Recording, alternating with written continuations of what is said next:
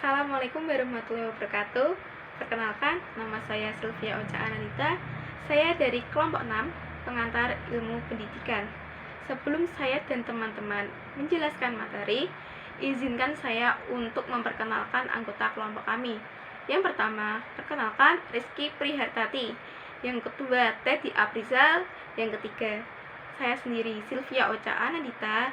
Yang keempat, Erin Dwi Winarti. Dan kelima, Nur Khalifah. Kami akan menjelaskan tentang isu pemerataan pendidikan dan layanan khusus untuk 3T, yaitu masyarakat pinggiran, kelas bawah, dan berkebutuhan khusus. Inti permasalahan: pendidikan merupakan salah satu cerminan dan fondasi dari sebuah bangsa. Jika pendidikannya baik, maka berkualitaslah generasi penerusnya. Namun, jika pendidikannya buruk, maka bobroklah negaranya. Berdasarkan data, perkembangan pendidikan Indonesia masih tertinggal bila dibandingkan dengan negara-negara berkembang lainnya.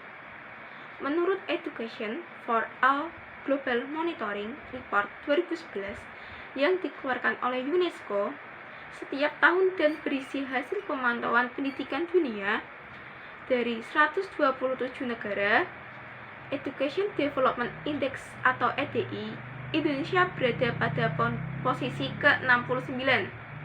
Pendidikan di Indonesia merupakan permasalahan yang serius.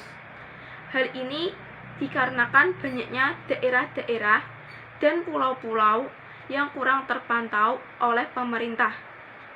Kurangnya pemerataan pendidikan bagi anak pinggiran, pendidikan kelas bawah, dan pendidikan berkebutuhan khusus, sehingga terjadi ketidakseimbangan dari pendidikan di Indonesia.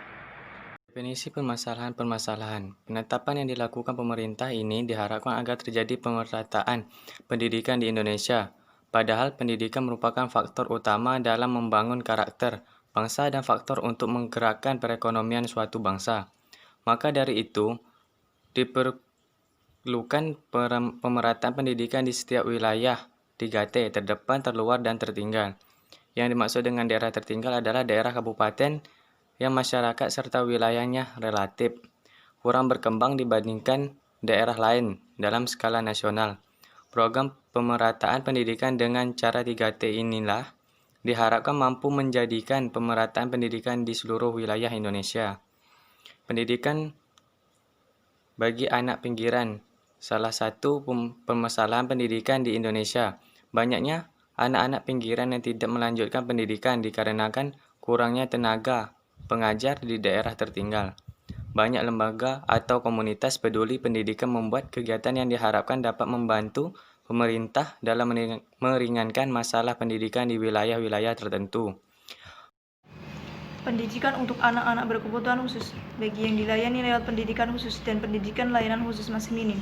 Bagi anak-anak berkebutuhan khusus yang menyandang beragam masalah ketunaan hingga saat ini baru sekitar 20% dari 346.800 anak lebih yang bisa mengenyam pendidikan di sekolah-sekolah khusus.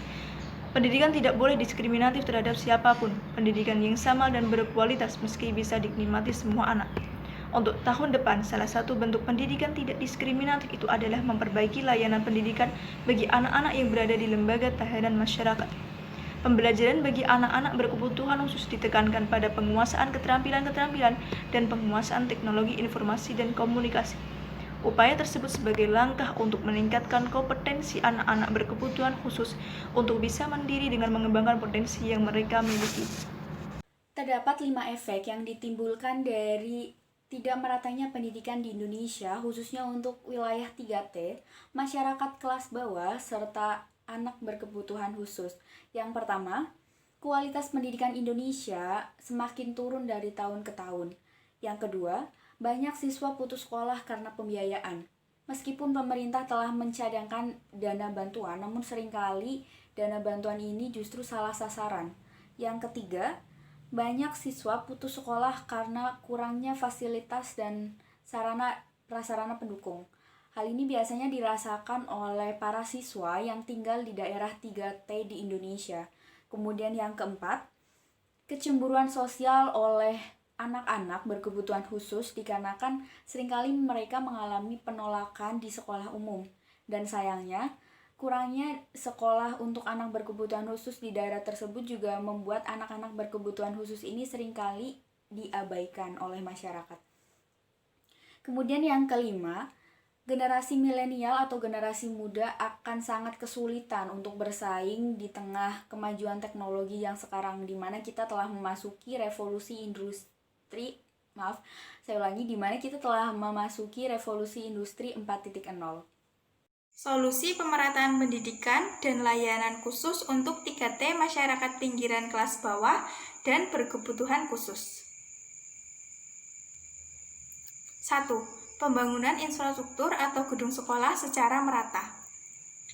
Seperti kita ketahui bersama, saat ini pembangunan gedung sekolah yang selalu diutamakan adalah yang berada di perkotaan.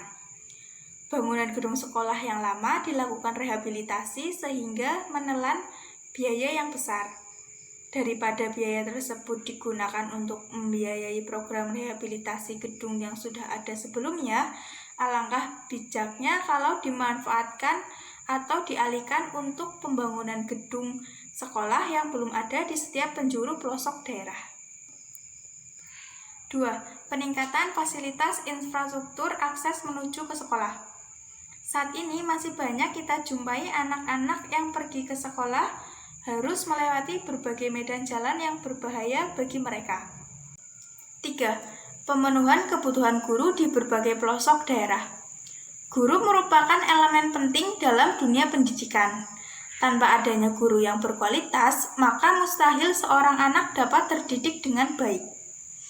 Ketika banyak guru honorer yang bekerja secara ikhlas di berbagai daerah, maka seharusnya pihak pemerintah tanggap dalam menyejahterakan kehidupan mereka, yaitu dengan memberikan tunjangan guru sewajarnya. 4. Bagi siswa yang berkebutuhan khusus, adanya pendidikan inklusif, yang merupakan metode pendidikan yang memberikan kesempatan bagi anak berkebutuhan khusus untuk menuntut ilmu bersama dengan anak-anak pada umumnya dengan lingkungan yang sama. Untuk anak yang berkebutuhan khusus, diharapkan dengan adanya penggabungan kelas dan belajar bersama, anak-anak pada umumnya dapat melatih keberanian berkomunikasi dan bersosialisasi.